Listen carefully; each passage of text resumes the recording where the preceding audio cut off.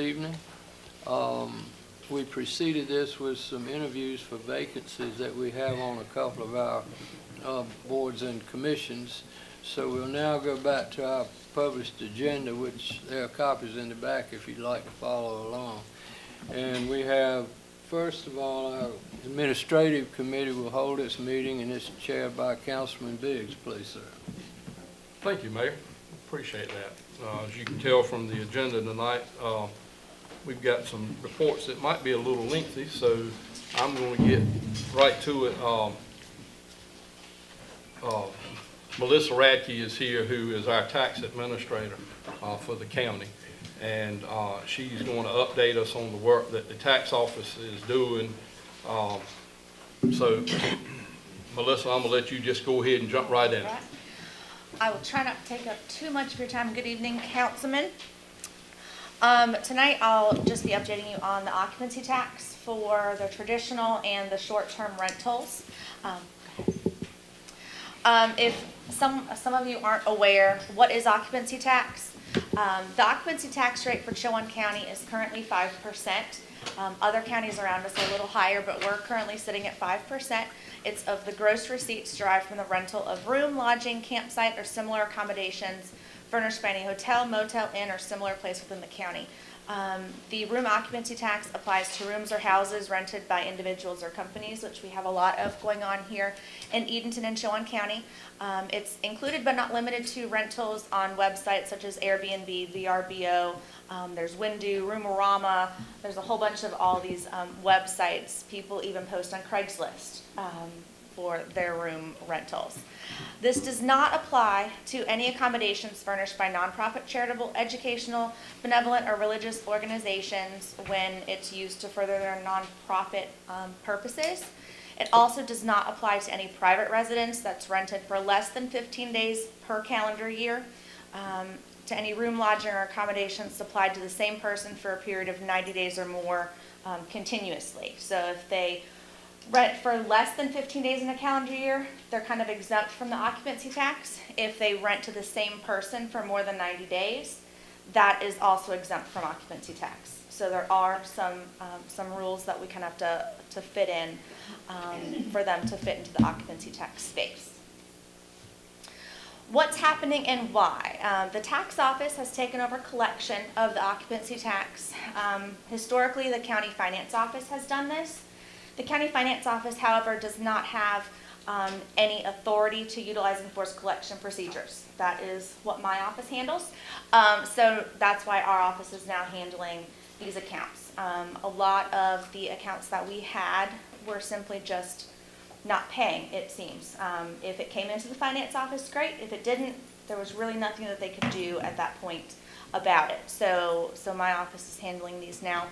By statute, only the tax collector has the authority to utilize the procedures.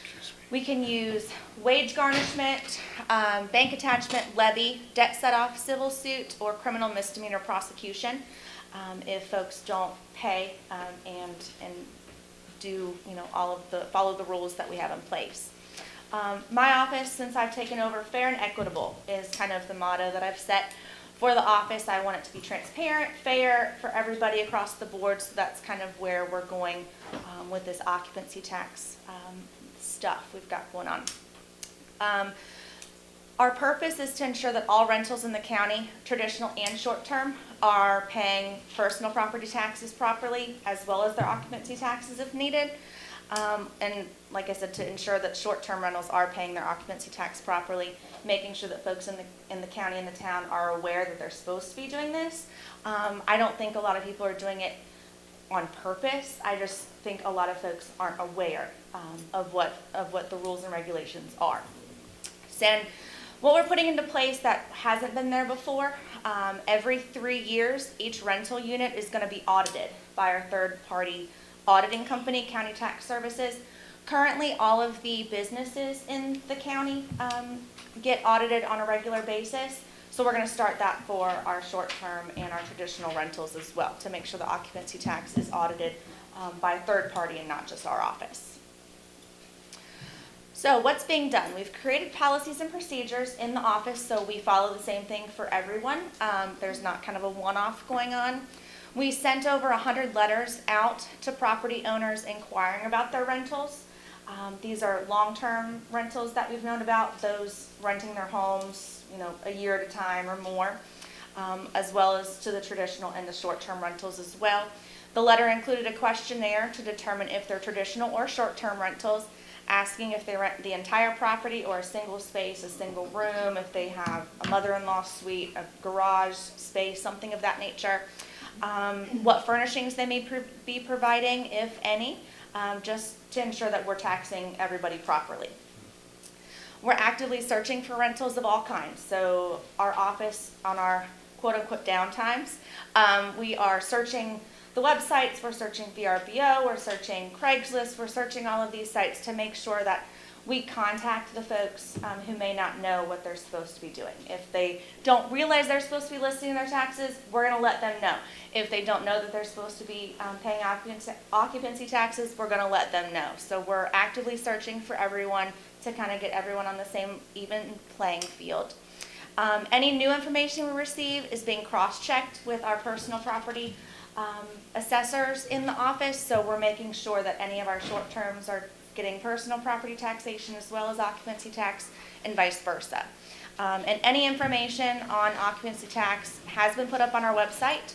It's www.showancounty-nc.gov. It's under the tax department site.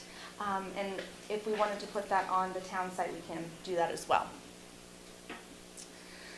So, new to this space, policies and procedures. Occupancy tax forms and payment must be received no later than the 15th of each month. This has been written on the occupancy tax form that the folks have been currently using. That has been very lenient with the finance department, so we did send out a letter back in, I believe, December, Ashley? Am I correct? Yes. We sent that letter out in December, giving them to this month to kind of get their affairs in order, kind of regulate to that 15th of each month. If no rentals occurred the previous month on on the occupancy tax form, it must still be submitted with no rentals. We have to have a paper trail, so that's new for us, especially with being audited. We have to have a paper trail even if there's no rental for the previous month. We're asking that proof of rentals be submitted with the return and the payment so we can verify that the math is correct. If no form is submitted, there's going to be a forced assessment of $1,000 placed on the account, and it'll become immediately due. This is to get people in and to get people thinking that we need to get this done. They will have 30 days to appeal. So that $1,000, if someone comes in and says, "Whoa, wait a minute, I got this $1,000 bill, what's going on?" They'll have 30 days to produce to us the proper documentation. We'll then correct the bill to what it should be, and that'll be what's due for them. There will be penalties, though, if they don't pay by the 15th of the month. A penalty of 5% will be added to the account for failure to file an occupancy tax return upon delinquency, which will be the 16th of the month. Each subsequent month with no production of that tax form, it'll result in an additional 5% penalty up to a 25% max per month. The failure to make timely payment of the occupancy tax amount will result in an additional 10% penalty. This isn't our rules. This is legislation by the North Carolina General Statutes. So we can look those up. It's 105-236A3 and 105-236A4. So that's not any rule and regulation that we put into place. That's a statute with those penalties. If the forced assessment occurs, like I said, the taxpayer has an appeal period of only 30 days from the date of billing to produce the proof of the actual rentals provided the month before. After that 30-day appeal window, the bill becomes final for that month. Again, this is a month-to-month thing. So they'll have 30 days to appeal for the previous month, and in the course of that 30 days, their new month is going to be due. So this is a month-to-month process. If after the 30-day appeal window no payments received, enforced collection procedures will begin. So we're going to start wage garnishment if possible. These will be for the short-term rentals more than likely, for those who have other jobs besides the B&Bs and the hotels. Otherwise, it'll be bank attachment and things of that nature. The current state of things right now, we currently have a total of 32 properties for use as traditional or short-term rentals. 20 short-term rentals are listed and rent through Airbnb. Of those, we have only received information from 3. So we've sent letters out to all of them. We've only heard from 3 of them so far. We have 5 listed traditional B&Bs. 4 of those currently pay occupancy taxes. We can't get a hold of the other, but we do have calls and letters into them. We have 3 hotels listed and all are paying, and 3 short-term rentals are listed and rent through VRBO with only 1 paying currently. 22 of the 32 rentals are inside the town of Edenton. So that is important for all of you to note that most of those rentals are here in town. 8 of those are traditional rentals, 14 are the short-term rentals that we know of, that we've found so far, that we've been able to send letters to. The collection totals, the tax office took these over in mid-December of 2018. December, we collected $11,047. January was a smaller month with rentals. It was $9,715. And as of today, we've collected $10,006.94 for February. So it is a decent amount of revenue that comes in for the occupancy tax for the TDA. We'll begin enforced assessments and enforced collections March 18th. So that's the next business day after the 15th due date. Can I ask you a question? Yes, sir. So, could you go back? So 20 short-term rentals are listed and rent through Airbnb. Are we getting occupancy tax on those? Airbnb is supposed to pay the occupancy tax for all of their rentals. Now, in a later slide, there is a kind of caveat to this where folks who rent on Airbnb can rent on VRBO. They can rent by word of mouth. We have no way of knowing.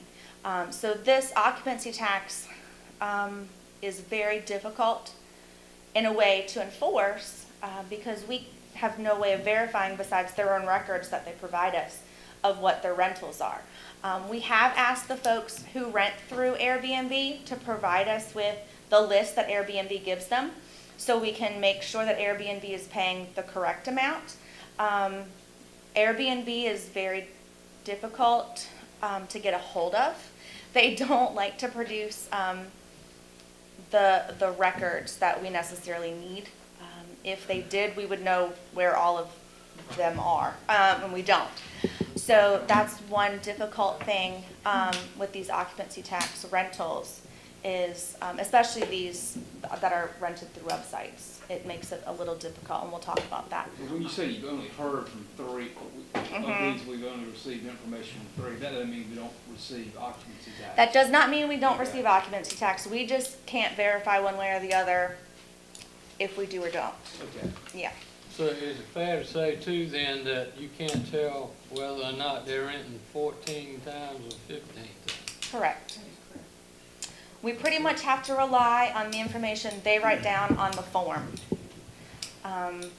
That's why we're asking for them to give us their rental documentation, but again, if I'm renting my house out short-term, I could just write down, I had someone renting my house Saturday through Monday, and just have it on a piece of paper. I mean, who knows how folks have their records. So you haven't heard from 29 out of the 32, correct?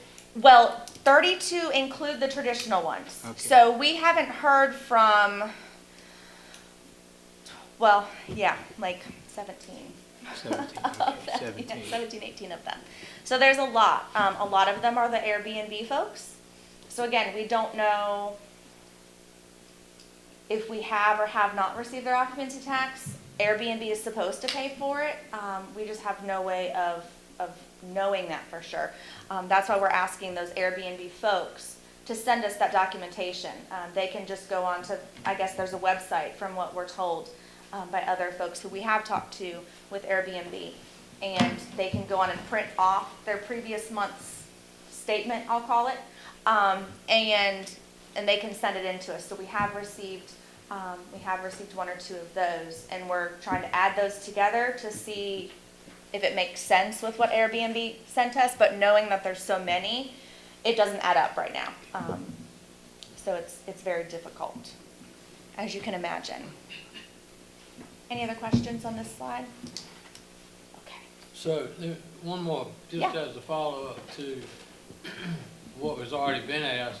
So what did I write down here? Does the website reveal if and when property is rented? It does not, right? It does not tell us, no. So, If we went on to look, it doesn't even tell you the address, to be perfectly honest with you. It gives you a picture, okay. and it gives you a detail, this very nice, luxurious detail of, you know, spacious yard, and it does not even give you an address. So we've become sleuths in the tax office, trying to say, okay, when we drive by places, I'm pretty certain this is in town. Is this one, I mean, we've had to figure out, no, this one's in Hertford, not in Chowan. So we have become pretty good at sleuthing things out, but yet it doesn't even give you, it gives you rarely any information at all.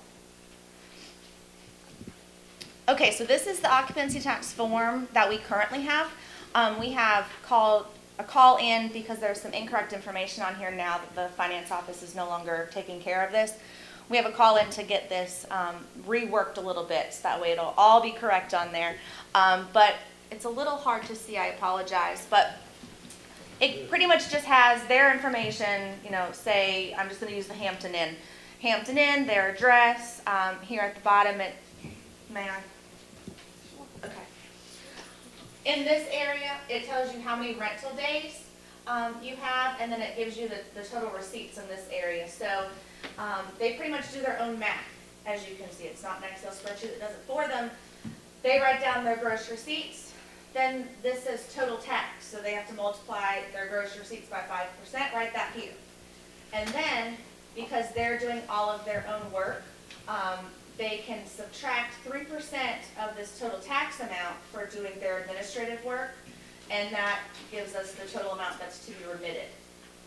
So as you can see, there's really no safeguard unless we have a good way to know their actual receipts. To actually tell if people are telling the truth or not. This is the letter and the questionnaire that we sent out. You can't read that very well again, I apologize. It looked better on my computer. But it pretty much just says that the county is doing an audit, that's a little better, of rental properties in the county, and we're requesting their assistance, really. Is this your main residence, yes or no? Because we found that some of these rentals that we even had in the tax office taxing personal property had been sold. So we were still taxing for personal property, or we could have been taxing for personal property, and it had been sold already, but folks were telling us this, so we didn't those. Do you currently rent this property, yes or no? If you do you rent it short-term or long-term, so over 90 days or over a year? How many days on average is your property rented? Do you rent the entire property or part of it? Do you rent through an agency, realtor, property management agency, Airbnb, VRBO, etc.? If so, who? And is your rental furnished or unfurnished? If it's furnished, we ask them to kind of check mark the information that they have. Do you have a refrigerator, a dishwasher, a washer and dryer, silverware, plates? All of that is for personal property reasons, so we can make sure everyone's taxed the same with their personal property items out of my office. And then this is a copy of the delinquent occupancy tax notice that we created. We haven't sent out to anyone yet, but this is pretty much just telling folks that we didn't receive their form. This is what we'll be starting to send out in March. We didn't receive any occupancy tax information from you, so you're being forced with the $1,000 assessment. Please, you've got 30 days, give us the correct information, it'll be corrected, is pretty much what it's saying. It also tells about the penalties down there at the bottom as well. Now, here's what we were talking about, Mr. Dixon, potential problems. Rentals can be listed on multiple sites at one time. You never know. So if it's rented on Airbnb, Airbnb pays for all of those rentals. However, if there's 3 rentals a week, one of them's Airbnb and the other ones are VRBO, VRBO does not pay the occupancy taxes. That's up to the renter to pay. So Airbnb would cover one of those days, but then the other 2 days are supposed to be sent in by the property owner. How are we supposed to know this? Good question so far. This is still a work in progress. So rental units must show us proof from each rental to ensure proper collection and assessment. That's what we're asking. We're still working on that, getting folks to actually follow that procedure. They haven't ever needed to before, so we're trying to be a little lenient with those folks who have been doing this for years. Having these units supply this information is difficult. Like I said, the only option is to force assess them to bring it into comply. So that's why we kind of created that policy in the office. Like I said earlier, website rentals are not the only way to rent these. You can rent them by word of mouth, Craigslist, signs in the yard. I'm sure if you drive around town, county, you'll see call to rent this place. There's, signs just sitting in yards. Some rental owners aren't very forthcoming with information. As they may know, it will equate to taxation. So that's a difficult thing as well. If we can't prove it, then we can't really tax them for it. So we want to make sure that we're making everyone equal, but this is just becoming a difficult, kind of thing to work around. And it's difficult to locate sometimes. Like I said, some of these rentals on the websites don't have, a lot of them, most of them, don't have any addresses. So you kind of have to search around and drive around and look at your picture and look at the houses and see if you can kind of find one that matches. And that's it. Any questions for Melissa while we got it? Can you estimate how much occupancy tax dollars we're not capturing a year? I mean, based on the 32 properties that you've identified? Or? There's honestly no way for me to tell, only because it's based on how much they rent them for. We don't know if people are just renting rooms, if they're renting whole houses. That can be a completely different, ball game in terms of rental price. How many days they're rented. Summertime is going to be more rented than winter time. So there's really no good way to even begin to answer your question. I apologize.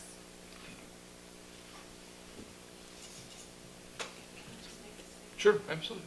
Thank you. I just wanted to thank Melissa and Ashley and Kevin Howard, the county manager, because we reached out, Nancy, with the TDA probably a year ago, when the whole issue started to emerge about wanting to make sure that all of the short-term rentals who were required to be paying the occupancy tax and whose property should be taxed as a business.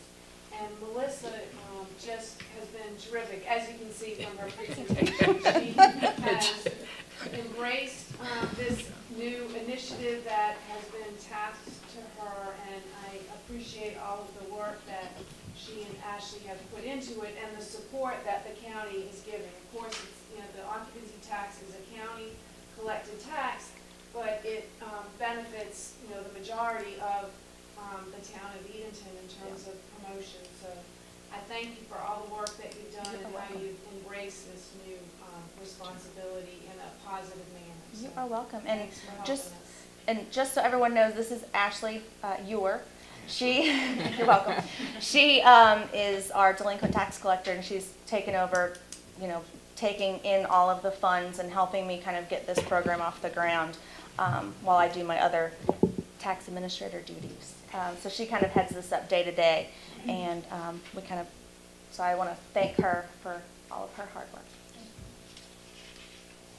Anything else? Is our policy, is the county's policy still that all of the occupancy tax revenue goes to The Nancy's TDA? TDA?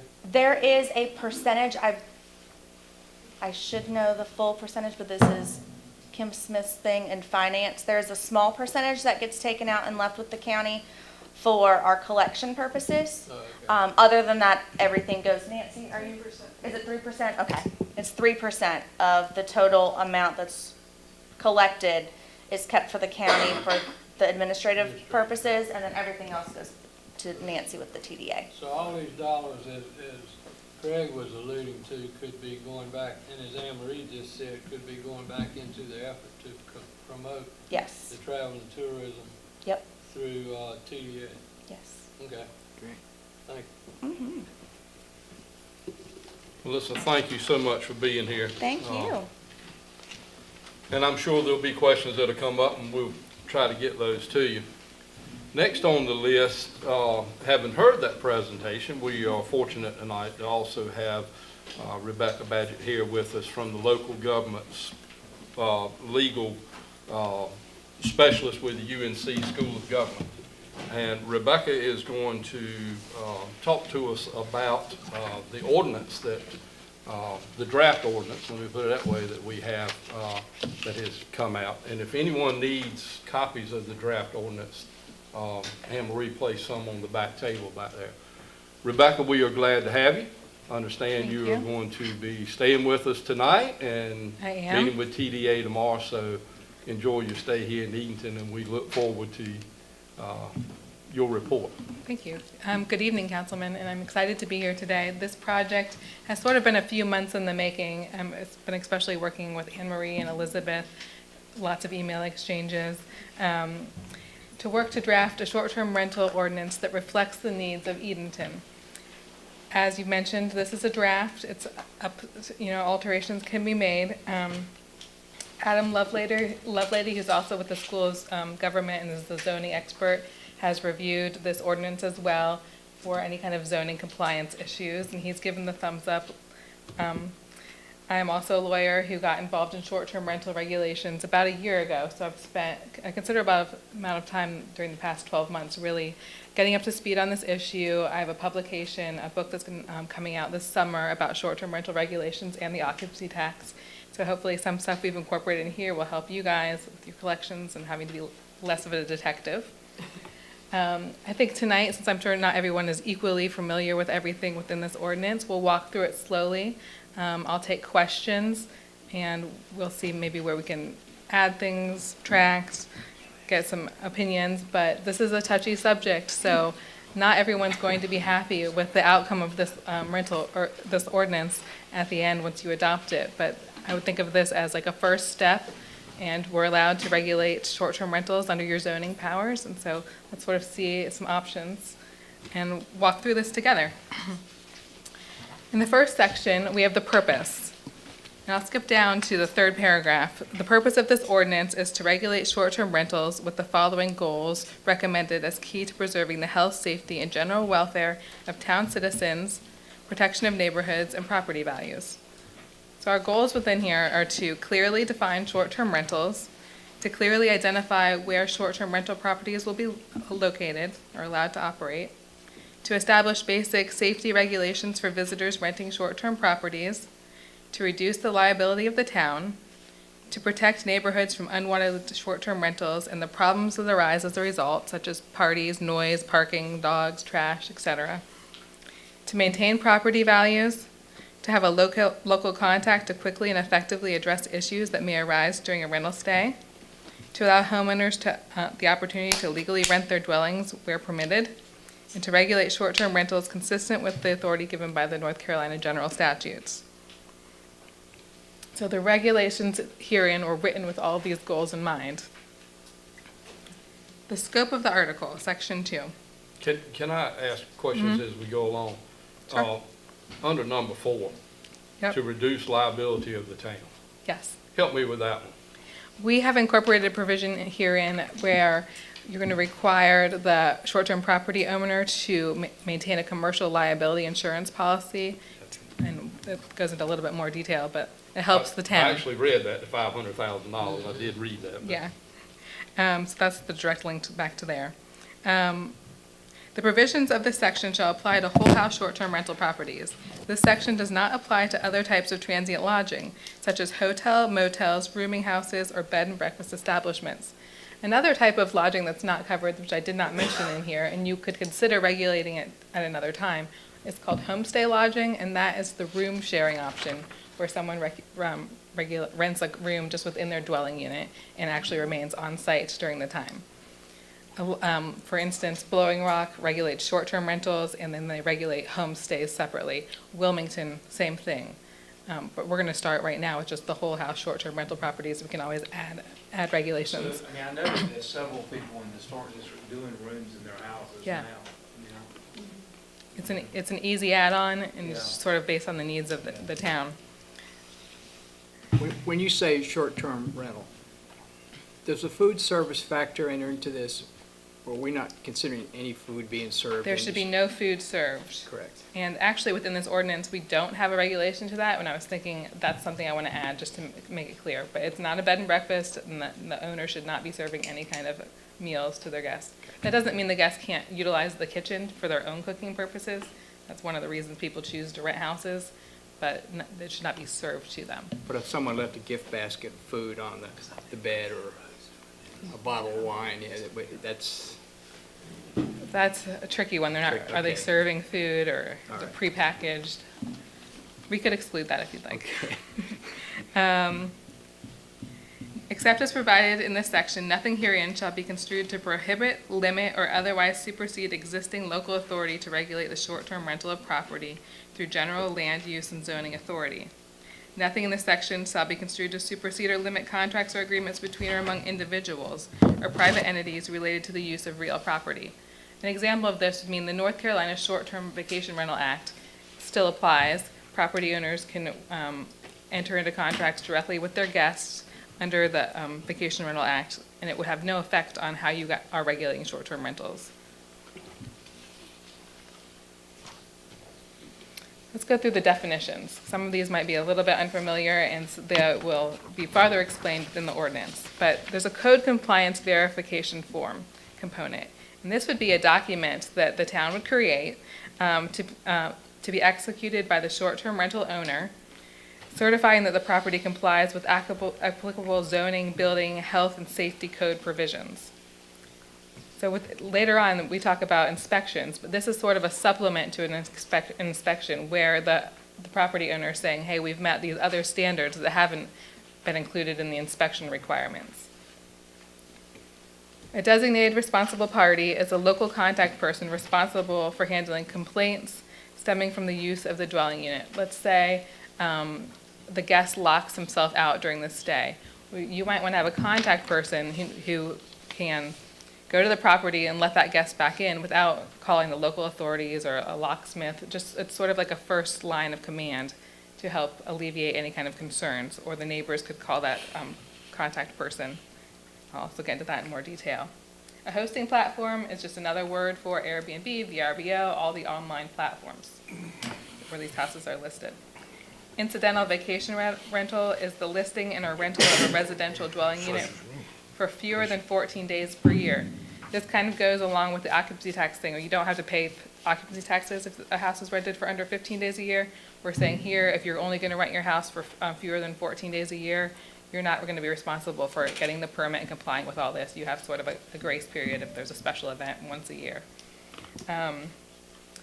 Something to note is that you might list your property for rent all year long, but it's only rented for 14 days. Maybe no one likes your property and it happens to only get rented for 1 week that year. Then you're still responsible. If you're putting your property out for rent for a period to extending beyond 14 days, you're still responsible for paying. Whole house short-term rental just means the rental or lease of an attached or detached residential dwelling unit to guests for a duration not to exceed 30 consecutive days. Guest means the person's renting the residential dwelling unit for compensation for fewer than 30 consecutive days. An operator means the owner or any natural person, company, or rental agency who advertises the property for rent or otherwise facilitates the use of the property as a short-term renter. Owner is the owner of record in the short-term property as recorded in the Chowan County Land Records Office. The owner shall be a natural person or any form of business entity recognized by the state of North Carolina. If the owner is a form of business entity, the business entity shall maintain current registration with the North Carolina Secretary of State. Lastly, the short-term rental zoning permit is the authorization required to use the property as a whole house short-term rental upon registration. The short-term rental zoning permit shall include a registration number. No person shall rent, lease, or otherwise exchange for compensation any portion of the dwelling unit intended for use as a short-term rental without first registering the property and securing a short-term rental zoning permit. So we're looking to have these properties permitted with an assigned number, which will help them, make them identifiable, which will help with your tax collection. So you don't have to drive around town anymore. Terms of the permit. Short-term rentals are hereby recognized as an appropriate land use given the residential and resort character of Edenton's planning jurisdiction, provided that specific controls are put in place for regulating these properties. Short-term rentals are permitted use within the following zoning districts: the residential district, the downtown commercial district, and the neighborhood commercial districts. As you can see, the R5, R10, R14, R20, RA, CD, and CN. Zoning is the way to regulate short-term rental properties. So let's say you actually don't want to allow them to operate in all of those zoning districts. That's where you come in and you say, hey, they are allowed to operate, but we're going to limit them to the downtown commercial district and the neighborhood commercial district. This is where you're going to sort of adopt the regulations that are going to allow them to operate in certain places or ban them from operating in certain places. The thought is they should be allowed to operate somewhere. Short-term rentals are technically a legal land use, and generally within a jurisdiction there should be a place for a legal land use to operate somewhere. That doesn't mean you can't say, okay, they're allowed in the heavy industrial district only where there are no houses. That doesn't count. Does that make sense? An STR permit shall be assigned to each residential dwelling unit. STR permit shall be valid from 1 year for the date issued. Permits will automatically expire unless the owner submits a renewal application prior to expiration. The owner may require for renewal within 60 days before expiration. So these are going to automatically expire. On or after January 1st, 2020, and we can work with that date, it shall be a violation of the Edenton's UDO to operate a short-term rental without having secured a permit. Applications for STR permits shall be submitted with supporting documentations and fees to the Town of Edenton Planning Department via delivery or U.S. mail. An STR permit shall be obtained for each dwelling unit that's to be rented for fewer than 30 days. Can I ask a question about that? Mhm. So when sort of a joint question, we collect occupancy tax if it's 60, or, I mean, where's our rule It has on to be that? rented over 15 days in a calendar year, and if it's rented more than 90 days consecutively, no occupancy tax has to be collected. But if it's rented for 89 days, you have to collect, I mean, I think there's some. Technically, yes. Yeah, I mean, because I used to own the extended stay, Yeah. and we always try to rent it for more than 90 days, and I just wonder if that's somehow to be, these two ought to be in sync somehow, I don't know. Is that a law, is that a state law, the 30 days? No. We just picked those. Pretty much everywhere has defined short-term rentals as being 29, days. yes. Okay, nobody. And it still works with the taxes. I mean, it doesn't matter that we've described it as being fewer than 30 days. You're still going to need to pay the taxes if you stay 89 days.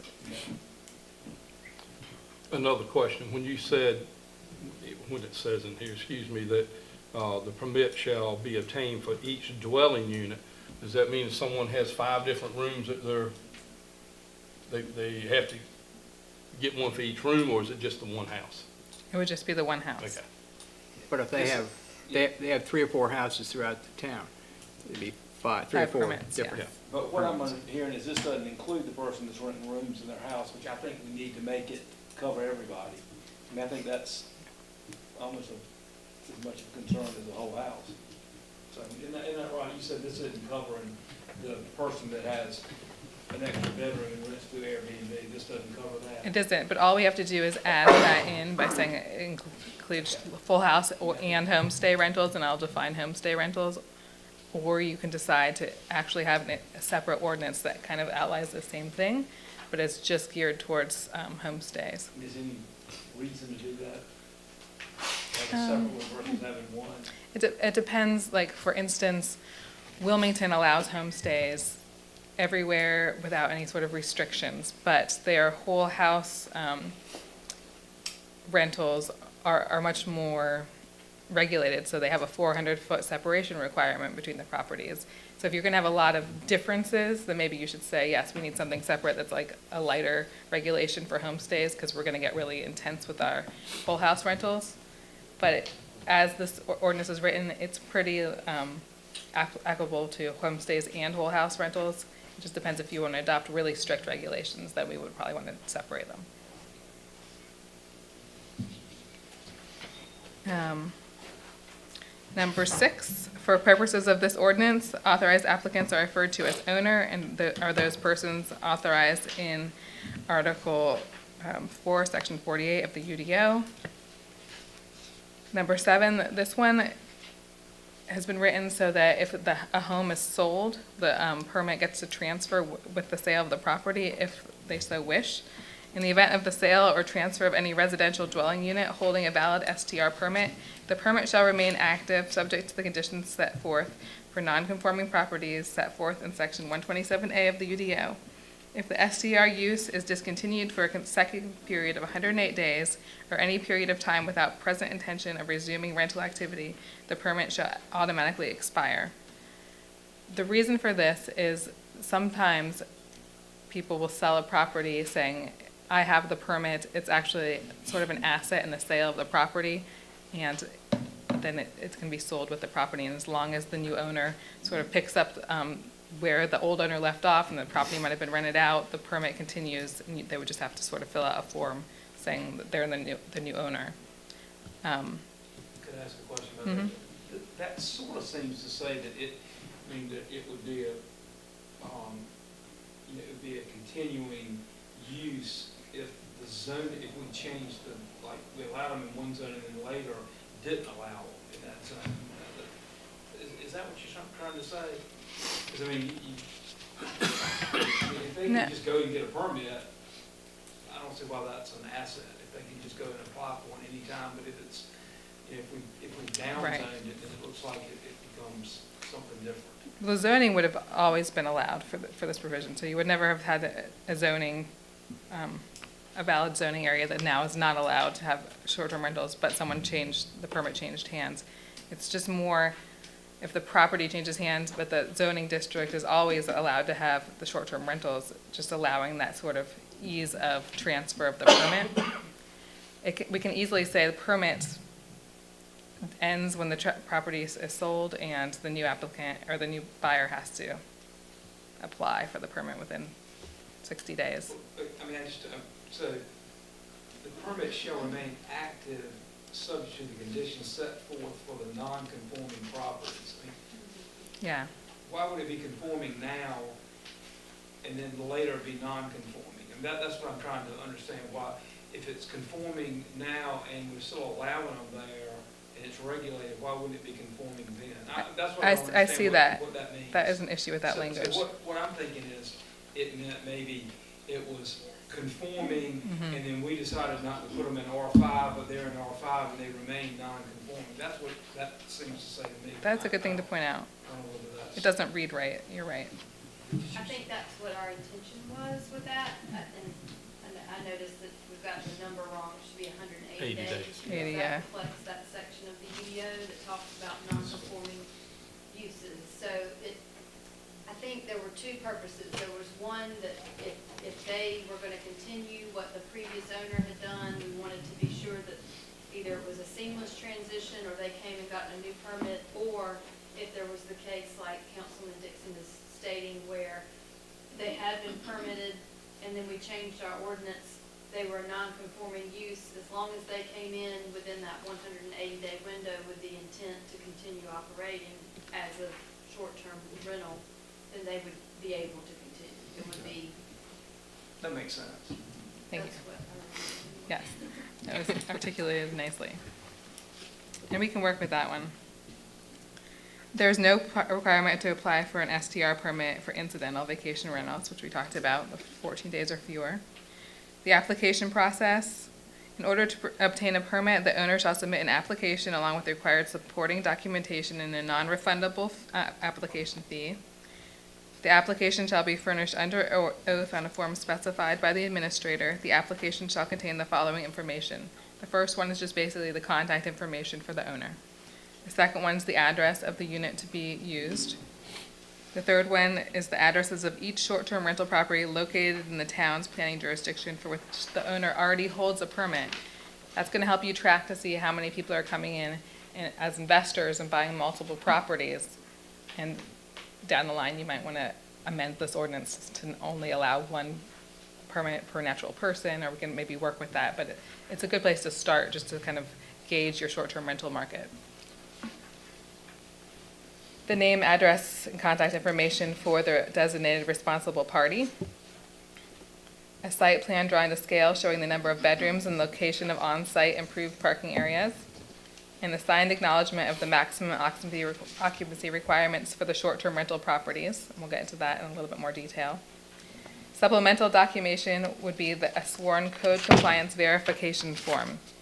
I'll go into a little detail here about that. Some options on a code compliance verification form would include requiring the property owner to have the 911 address clearly posted on the exterior and the interior of the property. I think that's important. Is there at least one working fire extinguisher that's easily accessible? Are all electrical outlets covered? Do all exterior garbage cans have lids, and recycle bins have lids? Are there operable carbon monoxide detectors located on each floor? Is there at least one operable smoke detector for every, outside every sleeping area, or however you want to do that? And then, does every sleeping area have an operable emergency escape? We're also going to do inspections initially, but it doesn't hurt to have an additional checklist just for things that maybe the inspectors don't need to go through and check for, but you want to make sure the property owner is aware that maybe these are good ideas, like the 911 address. All right, proof of the general commercial liability insurance indicating that the dwelling unit is used as a short-term rental with a minimum coverage amount of not less than $500,000 per each occurrence for bodily injury and property damage. Any cancellation of insurance required by this section shall result in an automatic revocation of the permit. I have a question. Yep. How did you come up with that number? Now, I wonder if if you got a one bedroom, it looks like it ought to be one. If you got one number, if you got a 3-bedroom or a full house, it ought to be some kind of sliding scale. I mean, what does that cost? Does anybody know what that would cost somebody to get? It's not expensive. Yeah. I can speak to this. So I've looked at short-term rental ordinances across the country. They are either $500,000 per incident or $1 million per incident. It seems to be either or.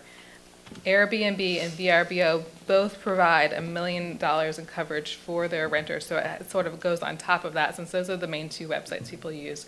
So we thought that would be a reasonable amount. And did they give us proof of that? Would that be in place of this? Or do they have to have this plus whatever Airbnb? We are saying this plus whatever Airbnb says. For example, San Francisco doesn't require that. They say either $500,000 insurance policy or proof that you're only going to rent your property on Airbnb and VRBO, which provides the coverage. But I think it's better probably just to require them to carry the commercial insurance, because you never know when one day they're just going to go off and rent it on Craigslist, and then that's the one incident where the house burns down. Does a homeowner policy not offer a rider that you could put on that, or does it have to be a separate purchase of a commercial policy? I think it has to be a separate commercial policy. They could check it with their policies to make sure that it will coverage commercial events. So I don't know if the rider would then. Well, I see, for that's for event purposes as opposed to just spending the night? It's not for special event purposes. It's just for a commercial use of property, which is short-term rental can be considered a commercial use of property. So they might need the additional policy, because a general homeowner's insurance policy doesn't always cover a commercial use.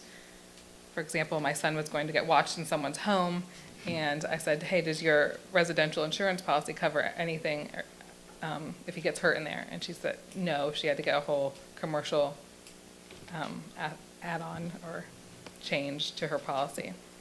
Is there anybody getting a little bit more information about, if somebody just rents through Airbnb, if they pay a fee for that, and then what generally that would cost? I mean, Yeah. just sort of, I think we just need to know a little bit more about that. I'm not saying I'm not sure, but I think I sent everyone, the article from Dare County about 6 months Yeah. ago, it's been a while now, that they were running into this exact thing that Rebecca's talking about, was rentals, that people just didn't have enough insurance on the house, and then when they had the incidents, guess what? You're liable, yeah, so. Yeah. I think they had a family recently, like 6 people die in a short-term rental because of carbon monoxide, and I think it's just important to have some That's why extra I wonder if we coverage. need a, you have If you don't have one that commercial bedroom versus a endorsement, 5-bedroom is, you you in know. USOL. Yeah. The yeah. sliding scale is interesting. You'd have to run the numbers to see if that's even worth it. That ain't hearsay. Okay, I just think it's interesting to know, you know, if we have a 4-bedroom, do we make them get more insurance than a 1-bedroom?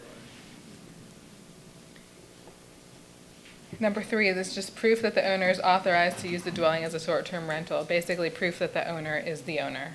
We've come up with 3 ways to do that. A copy of the deed, or mortgage statement, or the previous year's property tax assessments with their name on it. Number 4, proof of notification to property owners with 100 feet of the property that the residential dwelling unit shall be used as a short-term rental. Proof So of if somebody disagrees with their property, with their neighbor having a short-term rental, that could be a deal breaker for the applicant. No, No, okay. that wouldn't be. And Liz, what is the footage ratio we use when we do a, preservation commission, like somebody's. 100 Is it feet. 100? Adjacent Yeah. and 100 feet. Okay. Yeah, that's why we selected that amount. And so in this notice, you would just want to include the street address of the short-term rental, a statement the owner is applying for the permit, the name and contact information for the owner, the name and contact for the designated responsible party if different from the owner, and the maximum allowable occupancy of the property. Do any other jurisdictions put that in the newspaper? Like we put our notices, it might be I'm just thinking out I loud. don't know. Just, would that be a good thing, or, Post on the website. you know, yeah. Post on the website. I haven't heard of that. So the grounds for the denial, they're basically based off of regulations you already have in place. But the administrator may deny an application for a permit if any of the following has occurred. The owner submits an incomplete application, the proposed short-term rental fails to meet a specified standard, or a renewal applicant has incurred more than 3 verified violations of this section during the preceding 12 months. It's like a 3 strikes policy. The owner may appeal the denial of the permit to the Board of Adjustment in accordance with the provisions set forth in your UDO. And they have 30 days from the date of the denial to do that.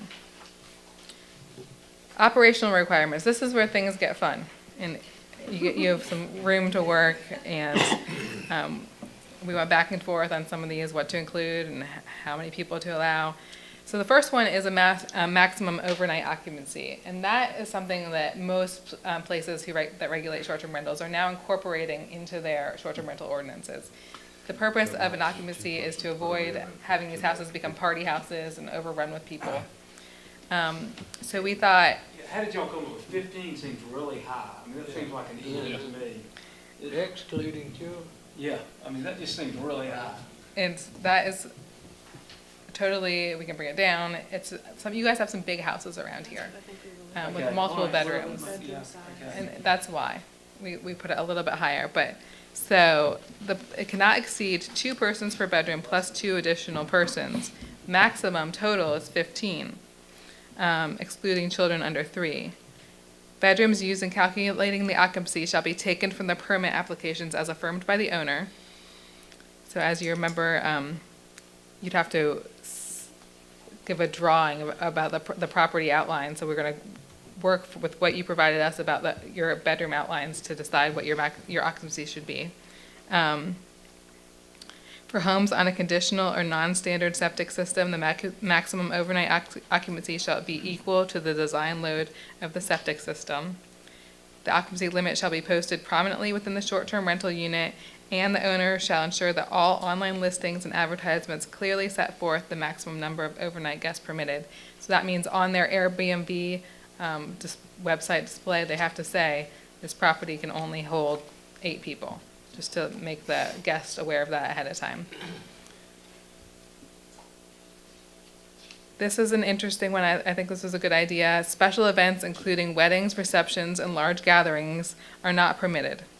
Owners of properties that have an overnight occupancy of greater than 15 guests, or owners who seek to advertise a dwelling unit for large events, are required to apply for a special use permit with the Board of Adjustment. I know that you probably have some really large properties or properties that would be great for weddings and receptions and reunion parties. We don't want to stop those from happening. I think you should have more control about where they happen. Display of permit number. The operator shall prominently display the registration number in all online advertisements. So just like the occupancy, so must the permit number be displayed. That will help you if you want to just scroll through your listings and see who doesn't have a permit number listed, or if they're some people list invalid permit numbers. It's just another way to like double check that these are registered properties and they're actually accurately registered, so they're not forging numbers. Designated responsible party. This has become really popular. It's the 24-hour contact person who's available to respond within. Is that by phone okay? Yes, but they have to be able to answer their phone and then get to the property. And I don't know if we have within 2 hours of their receipt. So I think that's too far. I mean, I Too think long? if somebody, I mean, I think that's gonna be one of the big problems we have. If somebody buys a house, puts a whole bunch of people in it, I think that the person that you complain to doesn't need to be in Elizabeth City. I mean, it might be one thing to get across Atlanta in 30 minutes, but I mean, this is Edenton, and I think that we need Needs to to be have in town, somebody in close town. by. I mean, I think it'll discourage people yeah, from just doing this all throughout the historic district. And I think we need some kind of, I don't know about on-site management or something, but we need something that says it's not so far away, that they got 2 hours and there's a, ruckus party going Right. on and next door to your house. I just don't think that's quite fair to have that far away. and do you That's, have rental and that's different than agencies? the homeowner that is renting a little guest cottage in the yard. I mean, I Right. think that works great. Well, you don't have to call, you can call the police chief for that. You know, But I think we need, I You can don't get think that we need out. a right, I think that encourages it to be too far far away. away. So what you can do is, I don't know how many rental agencies you have in town, but this might be like an add-on service for them where then they become the designated responsible party, because you can't really ask your friends necessarily to, hey, be the contact person every time there's a call. Or the owner of the property might reside in town too in a different property. I don't know how much that happens here, but the owner could then be the party if they're still in town. But I know some people buy properties here and live very far away. So we need maybe a company or the rental agencies to come in and agree to be the responsive parties. So what would your time limit be? 30 minutes?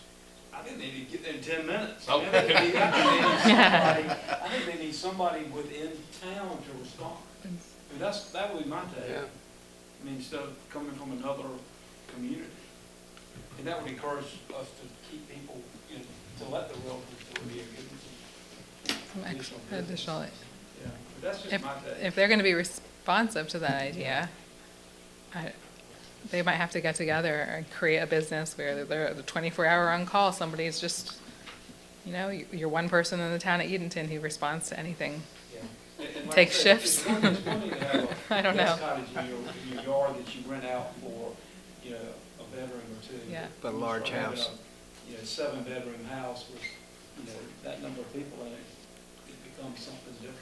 And you can I'm- scrap this and whole I'm not idea. against that. I just think it needs to be regulated and some way to control it. And the idea is to take the effort off of the local police, but perhaps you guys are so small that it's not going to be a problem for the police to respond. So you could get rid of that provision altogether if you wouldn't have enough rental agents to respond to the Well, property. actually, you need somebody closer, I think. Yeah. That would be You my- want closer we can for work sure. out the details. Noise. The amount of noise generated by the short-term rental shall now disrupt the activities of the adjacent land. Trash and recycle disposal. I've heard this could be a problem, so we want to definitely get specific here. The dates and instructions for trash and recycling collection shall be posted prominently within the STR. Trash receptacles shall be the size and number authorized by existing refuse contracts. The operator shall ensure that all receptacles are set out for collection on the proper collection day and removed from the street or alley on the scheduled collection day. Waste may not be placed in trash bags at the curb. All trash is required to fit into trash receptacles. Parking. The owner shall provide adequate on-site parking to include parking for 3 vehicles on an improved parking surface. Can I talk to you about that? Mhm. That's the one that, so if you got a one-bedroom guest house, which the ones that I'm thinking of, you know, they don't have 3 parking spaces. And why would they need 3 for one bedroom? I can see 3 for 3 bedrooms, Yeah. but that didn't make any, And a lot of places will say 1 spot per every 2 bedrooms, or 1 spot for every bedroom. Elizabeth and Anne Marie sort of wanted to go with the 3 spot and improve parking places, so that's what we did. I mean, what were y'all thinking I about think, that? is that something we saw in Wilmington? It might have been. Ordinance, the number 3 may have just been, oh, they require 3, let's take that. I know we wanted to include improved parking surface because that Yeah. is what our town code requires, that you can't just park on the lawn. And so we asked that to be added, but I'm struggling to remember why we said 3. The only thing I was just worried about, somebody like the Hardings have, you know, they have a one-bedroom tiny Right. little place that somebody pulls up and goes. And no in, parking you know, available at all. you know, Yeah, no parking available right I think it was Right.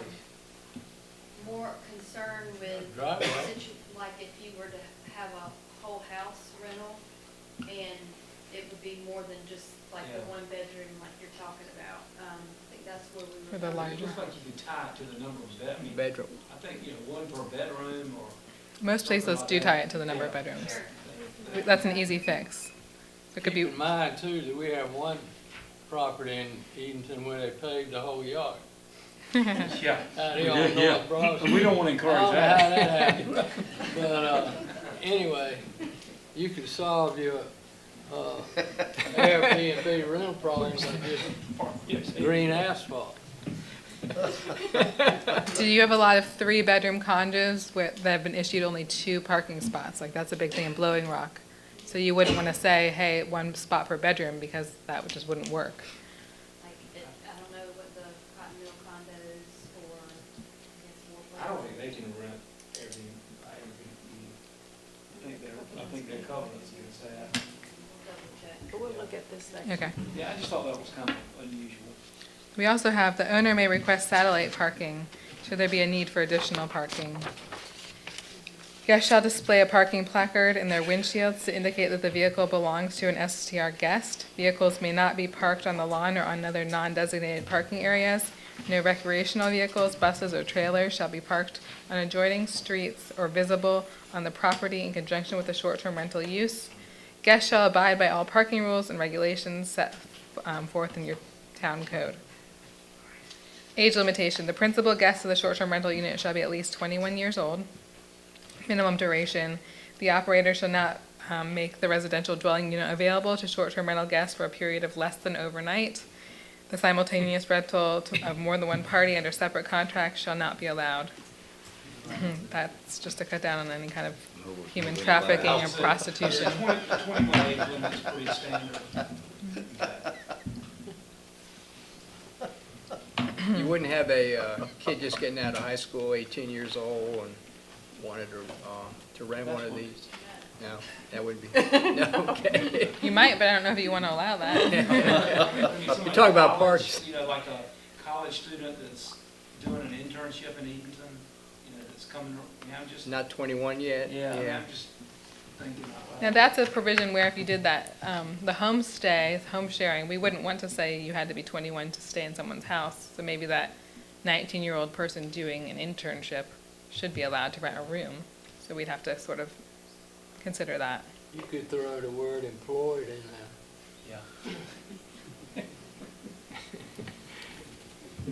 Yeah. Miscellaneous requirements, records required, the operator shall retain a logbook dating back 3 years and upon request make it available to the local tax office.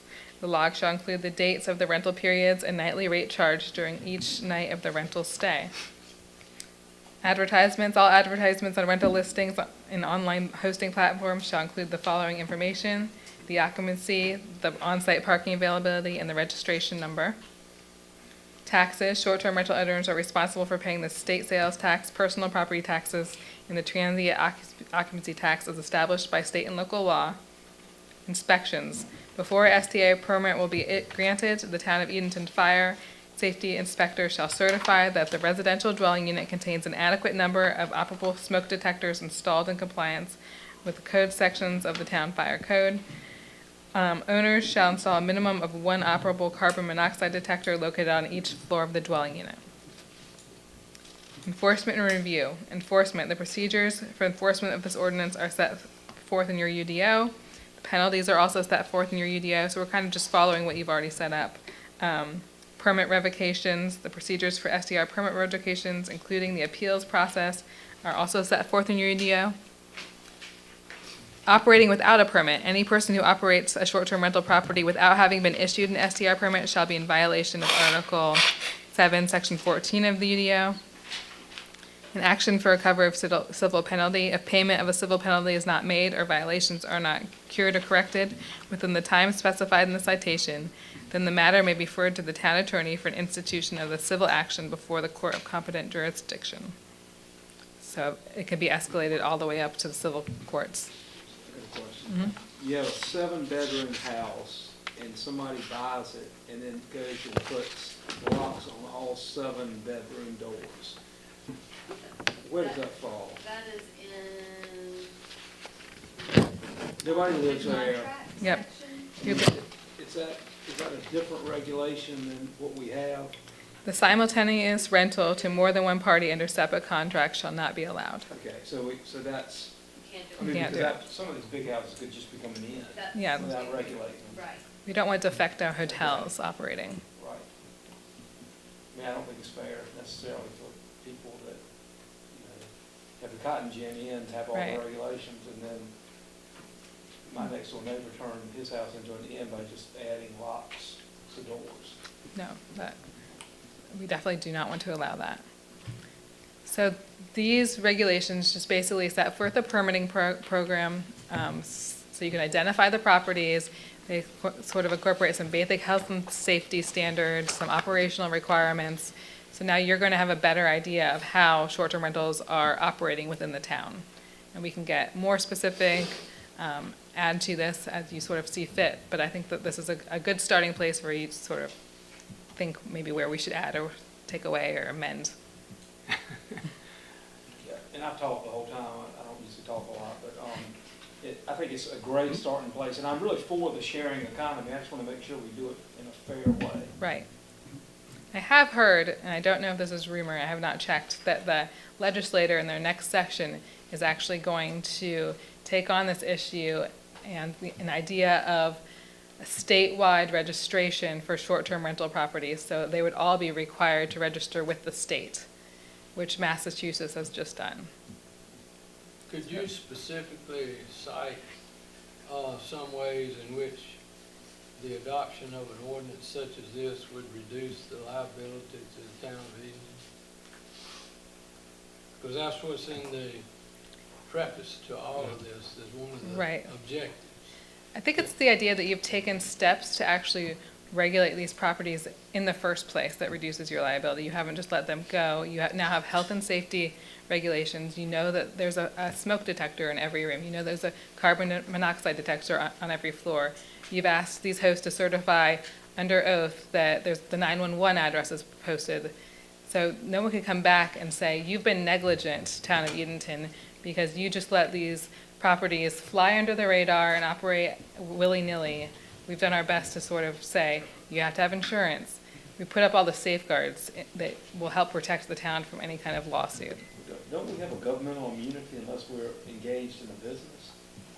I mean, I argue that. You would definitely would argue the United States governmental. Supreme Court on that very issue, that unless you're operating a business, you don't have any, I mean, you're Yeah. immune. I mean, is that? You're probably going to be immune from suit for this, but I just And think, that's why it doesn't make any sense. I think we have a governmental immunity that, I mean, I don't think that's the reason we do it. I think we do it because it's right. But I think Right. we have governmental immunity unless we're operating the B&B or the Airbnb ourselves. That's correct, but let's just say that one of these lawsuits comes against you, you're going to argue governmental immunity, and then you'll have this as sort of a backup. Yeah, fun junctions. Yeah.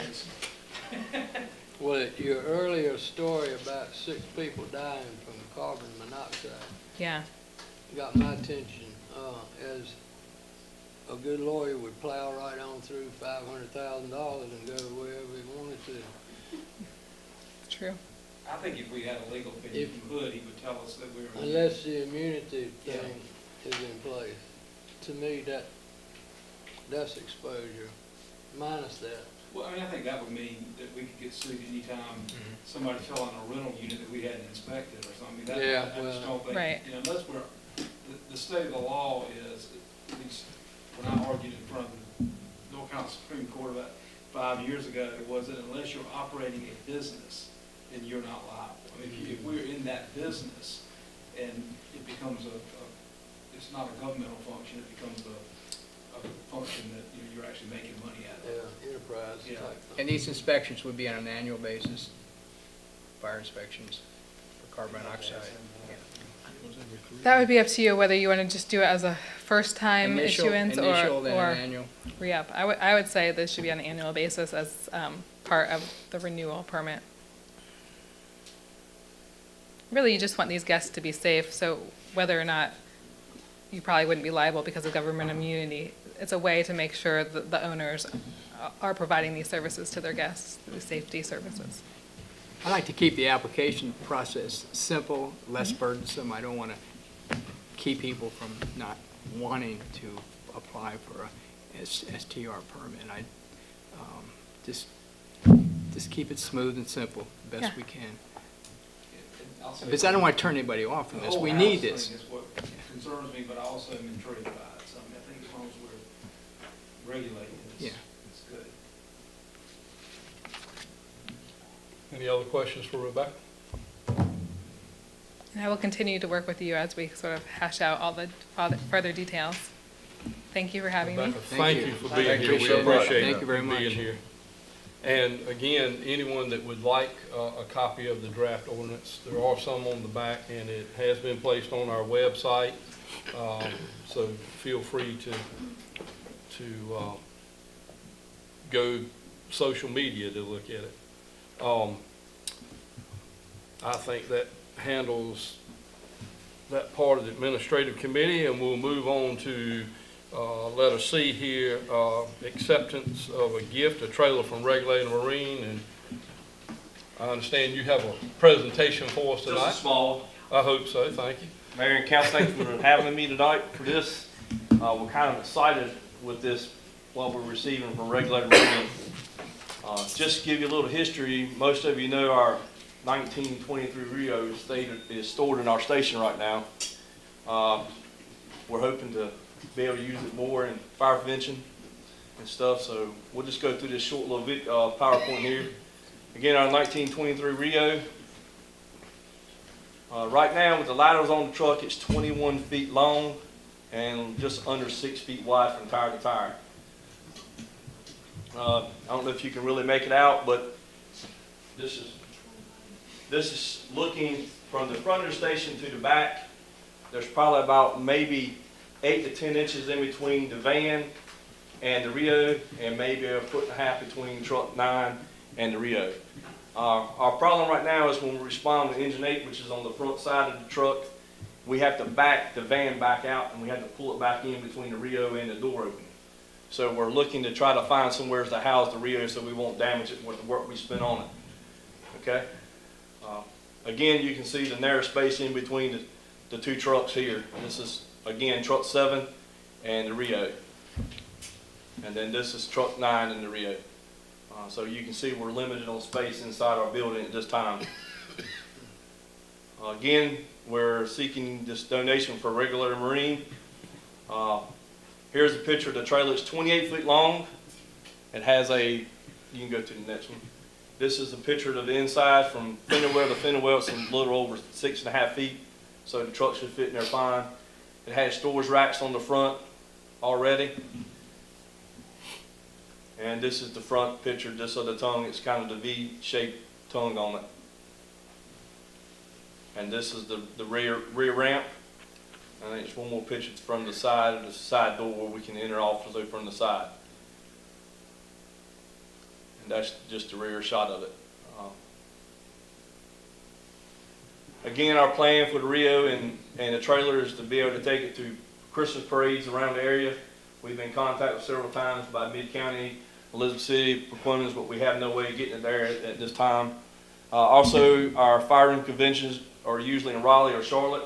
We've been asked several times to take it there. Chief Four Lines, when he was here, we actually took it to Raleigh one time for 3 or 4 days up there for the fire chiefs convention.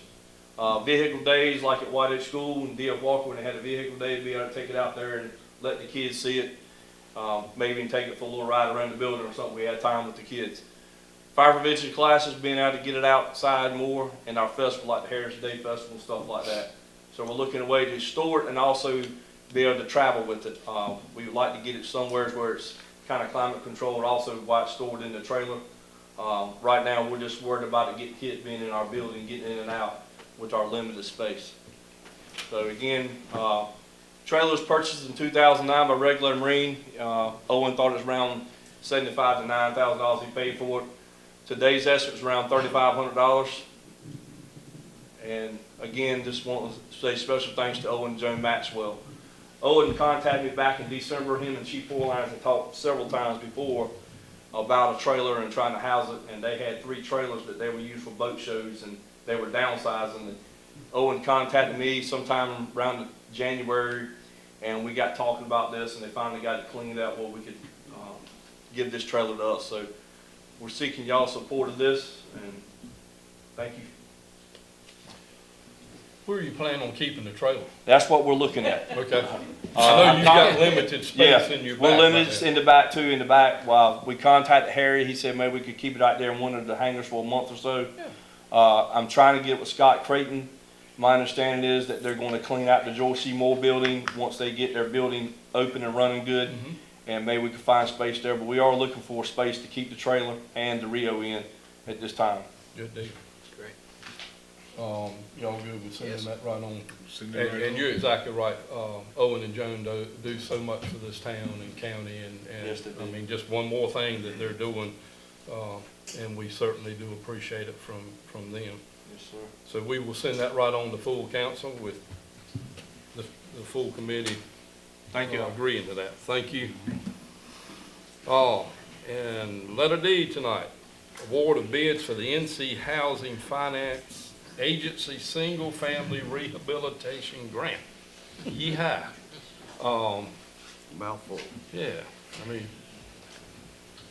you saw in the, in our packet,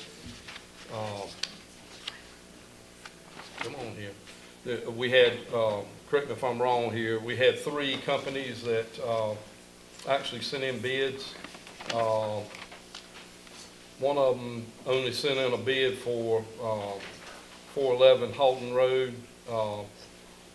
William Hardy Construction sent in a bid for both. Blair Shores Builders sent in a bid for both. And William Holly Construction was the lowest bid, and his recommendation of staff that William Holly. we let William Holly have that bid. So if y'all agree upon that, we'll Send it on. send it full council. We are done, Mayor. Thank you. Good job. Okay, second committee to be heard from tonight is Public Works, and that's chaired by Councilman Stallion, please, sir. Thank you, Mayor. We only have 2 items on the agenda for tonight. The first one is the CAMA grant for the bulkhead on Water Street. The grant will fund $111,000 of it, and the town will be contributing $25,000. We had some people that came and talked to us, Chuck Schumer and Jim Callback, wanting to extend that bulkhead, and I think Corey has got a presentation for us on that. We've asked the Wooten Company to look at that, so it's all yours, Corey. All right, and thank y'all for giving me the opportunity to spend some time with you tonight. Anyways, I'll try to keep it brief. We're going to look at is just a recap of the most recent work we've been doing with the Wooten Company and the East Water Street / South Oakham Street curve, the town property there. Brief overview of what we're going through tonight. Of course, the site location we just discussed. We'll look at some of the history in the area, most recently from this past hurricane season that we had. This seems to be a location where we have a lot of frequent nuisance flooding there in the street, mainly from hurricanes, different types of nor'easters or storm surges. Also, we'll, the objective of this project is anything else that we work on for stormwater is to reduce and eliminate any type of flooding or any type of stormwater concerns, particularly for this being street flooding and storm surges. Then we'll also look at the Wooten Company's, their professional opinion as well. Then we'll handle any questions. So the site location you're all very familiar with. It's just the curve on East Water Street and South Oakham, adjacent to the Hayes Plantation Bridge and across the street from the Freemasons Lodge. And this is a photo of the area currently, what's on site. We just have some riprap concrete that's currently there really to protect with any erosion. But as far as storm surge events, we're really lacking in that area for any type of real protective surge. This is there more for erosion and any type of aesthetics concerns that may come up. Our most recent event was September 15th, 2018, the past hurricane that we had. If you look at the top left corner, we have photos beginning at the edge of Elizabeth Van Moore Park and working our way up East Water Street towards where the street transitions to South Oakham, near the Elliott property that's adjacent. So if you look at the top left, we currently have a bulkhead in place at EVM Park as well as the kayak ramp. If you look at the top center, you can see the type of protection that we've seen during these storms as a result of that being there.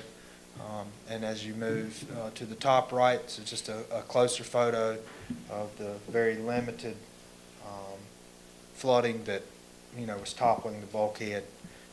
Bottom left, we are looking at the area just beside Hayes Bridge, looking towards where the 160 feet of bulkheads being considered, and the two on the bottom right and bottom center are looking back towards Elizabeth Van Moore Park, closer to the South Oakham end of the intersection or the curve. And you can see in these photos that the majority of the street flooding that we see in this area is within that 160-foot section of the town's property just past the Hayes Bridge entrance. This is actually a video of standing there in the street during the September 15th event that we had this past year. If you notice, we'll rotate 360 degrees in this video. You can click the image and it should start.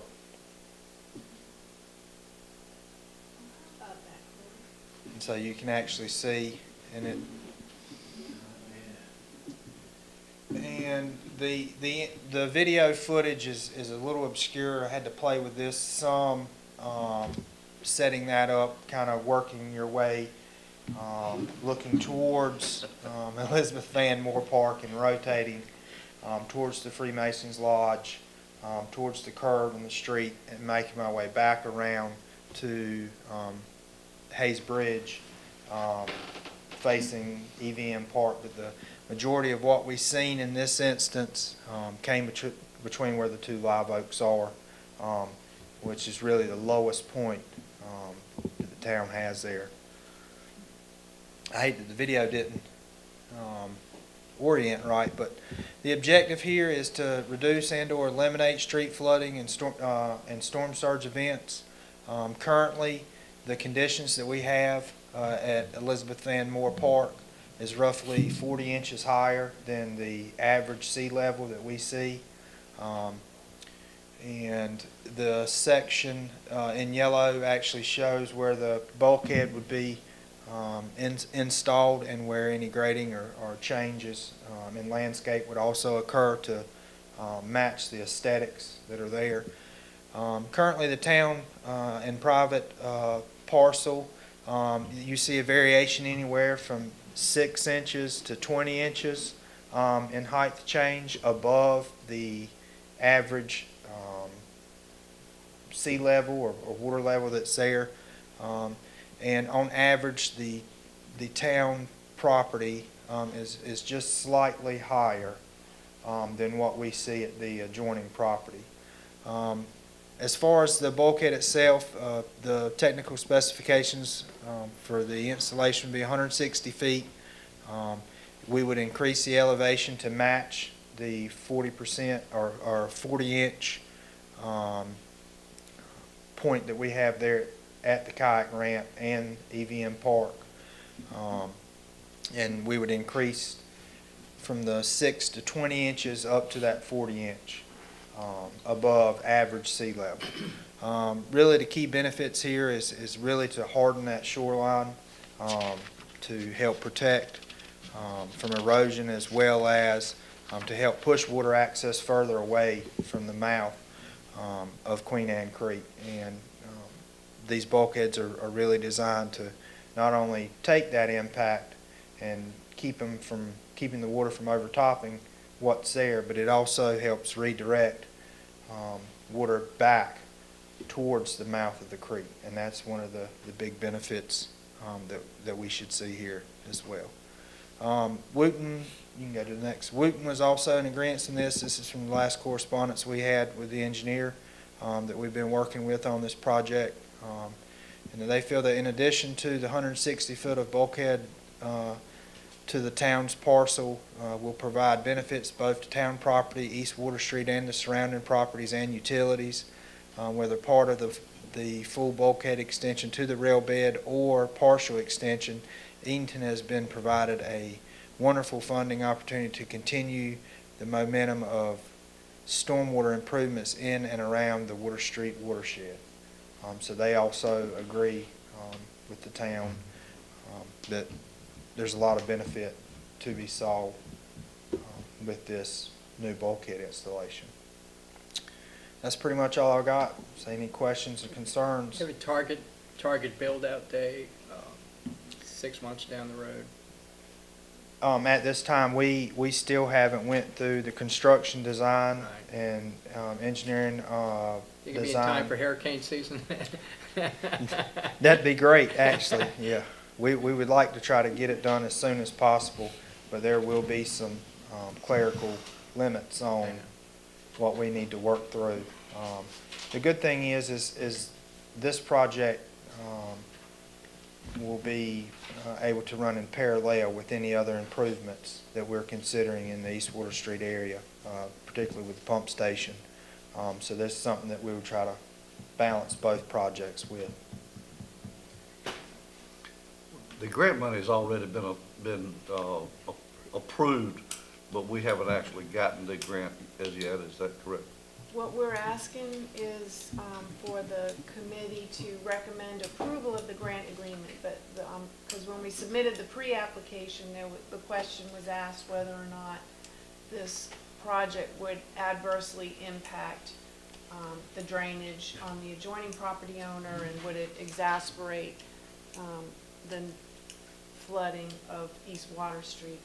We had Will Larson, you remember, he was the engineer that gave you the big presentation on the stormwater system, and he came up right after Christmas, right after New Year's, and we actually got a chance to sit down with Mr. Schmealer, and he invited us into his home, and we met at his dining room table, and Will got to talk to him about this project and the other projects, and so I think Mr. Schmealer is satisfied. I did not send him, but I will do that.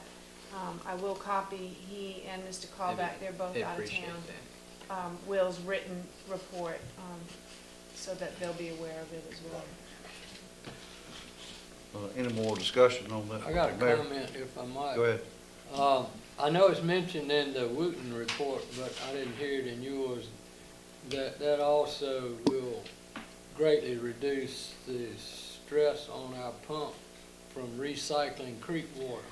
Yes, It'd be more focused on eliminating accumulated rainwater within the town limits as opposed to pushing creek water right back where it came from. I think Yes. that's one of the key benefits.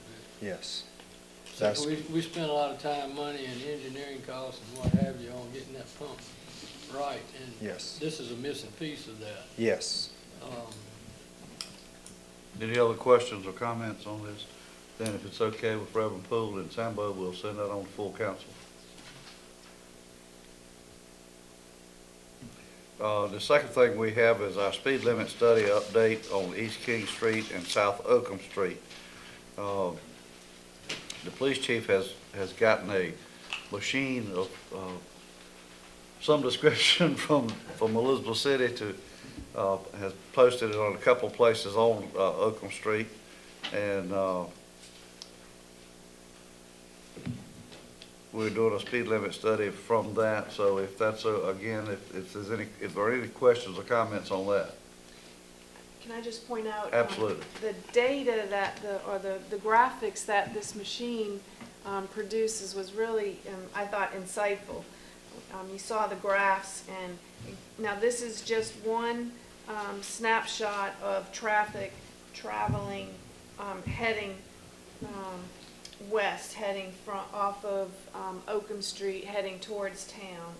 And I think that traffic, if you, on the 200 block and you're coming that way, you know because of the on-street parking that people traveling west have to go a little bit slower to be respectful of the people that have the right of way coming east. However, it was amazing that there were hardly any violations. You know, it tracked percentage of, you know, what the vehicles were traveling, and it was really very low in terms of the number that were exceeding the 25-mile-an-hour speed limit.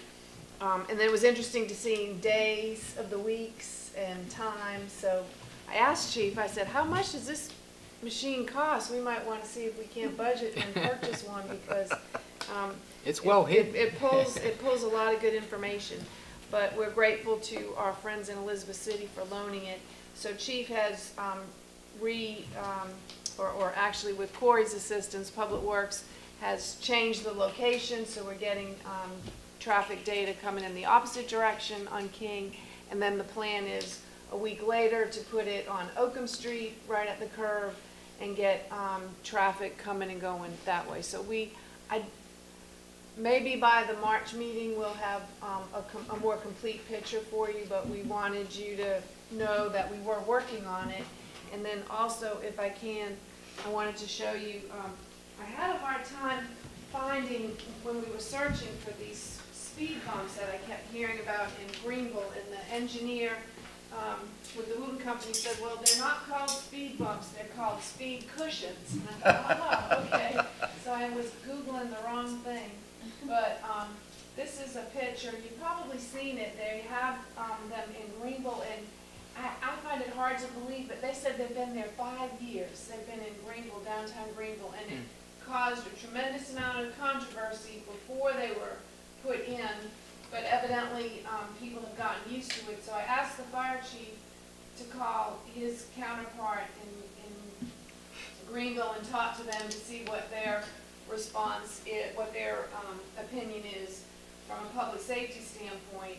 And then I asked Corey to reach out to Public Works to see what they think about it in terms of maintenance. And then the chief is going to contact their police department, their police chief, and see, you know, has it had a noticeable impact on reducing speeding in the downtown.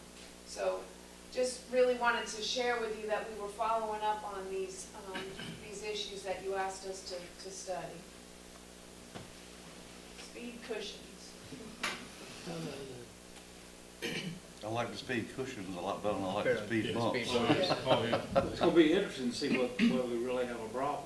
And Yeah. that's I mean, I true, think that's too. what's, you know, Well, I mentioned in a really sarcastic reply I made to Anne Marie, when they moved that thing down to Water Street, you gonna see some speeding. Because I don't believe you can speed on King Street between the double-sided parking Yeah. and that gigantic bump in front of Bill Witcher's house. That's a tree road, isn't it? That takes care of your Yeah. speeding right there, unless you want a shot job or something. Anyway, is that, Anne Marie, I didn't hear you say it, you said you were gonna move it to South Oakham. Does that imply Water Street or some other street? We'll do, Mayor, we'll do South Oakham and Water. We'll do. I mean, South Oakham turns into Water. huh? Right, correct, yes. So, I mean, when you said you were gonna move it, I thought you were gonna move it from King to another street. We moved it on Friday to the opposite direction on King to Right. get, and then from there, we'll put it on, after about a week, we'll put it on South Oakham. And also then, South Oakham from where to where? I think we talked about putting it right either near, either before King Street or right after, you know, to make sure that we get the curve as people are coming around the curve. Oh, okay. And Chief was telling me that the data it picks up as long as a football field away, so I was concerned that it had to be right, the vehicle had to be right on top of the machine to be clocked, but it doesn't supposedly. we had people hardly moving on Westgate Street. They go so slow. Yeah. So, So actually, I don't guess there's any, I don't think we're ready for action yeah, yet. okay, all right. That's all we have. If I could, I'm glad that the chief was with me that day, that we had a major complaint, I guess, when we were in having lunch, so that's part of the reason this came up. That's all we have, Mayor. Thank you, sir. And finally, tonight, we'll hear from our Finance Committee chaired by Councilman Dixon, please. okay, I'm gonna turn most of this over to Anne Marie. We got the audit agreement from Donna, it looked like it's $25,000, looked like a very good, good price. I don't know whether you got anything to add to it. I can't believe it, this will be in the third year of a 3-year agreement. It's hard to believe. And she Yeah. agreed to hold her price the same, so. I think it's nice to have somebody local. Absolutely. She does a great Local job, people. too. So if there's no, I mean, we just send that on the full council, okay? Second thing is a grant agreement from the Governor's Crime Commission for the cameras. You wanna just, Sure. This would add approximately 7 cameras to our existing police camera network. The grant it's 100%, we don't have to provide any match, it's, I believe, $24,500. The chief and I were chatting earlier, we believe the cameras are a big asset, they're a tool that we use, they've helped us solve some crimes, they've helped us verify alibis or say, no, you were not, you were not where you said you were.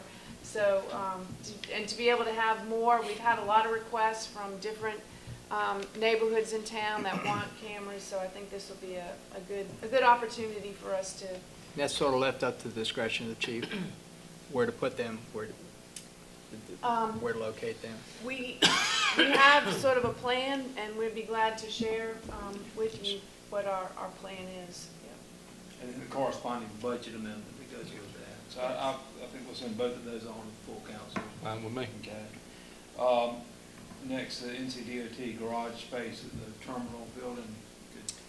Just real quickly, our friends at DOT at the terminal building have asked if we would be willing to let them lease a portion of the garage. It would be $200 a month in revenue that the airport dearly needs. Our town attorney reviewed the draft agreement that DOT provided, and he raised a number of issues. All of them make sense. I shared it with Jerry Jennings, the division engineer, and he is waiting feedback from his team, but he feels like it's all things that we can work through. So hopefully, if you recommend Okay. approval, we should have the final version to you for your March Okay. meeting. That sounds great. I'll send that on. And then the final thing is the approval of the travel to the National Main Street Conference for the mayor. And I just want to say I'm real excited he's going. We are having a session to teach the world how to save local theater. I think it's going to be great. Anne Marie, Jennifer, and the mayor. I'm not going, the mayor and Jennifer's Okay, going. are doing it.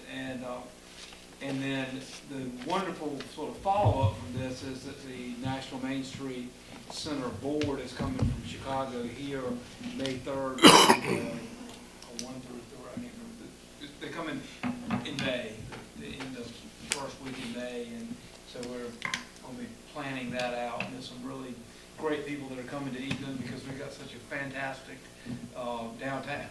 So I think having them here will be a wonderful thing for us. I think it's great having 3 people from Edenton on the national stage. How many people I think there are going to be probably about 20 people coming from there. No, the national. Oh, I mean, 1,500, something like that. So- You know, That's great. 2,000, they've got a huge, Wow. And you were on that board of I'm directors? on that board, yeah, I'm on the national board. They've got I'm not exactly sure the exact numbers, but they've got a huge turnout. Great. That are going.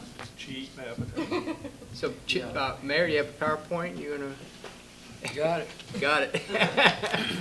As I said to Jennifer coming out of church yesterday, is that the nice thing about going all the way to Portland is nobody over there has a clue where Edenton is. We can say most anything we want. Actually, they really do. I mean, this particular group knows where Eden is. Yeah, I know.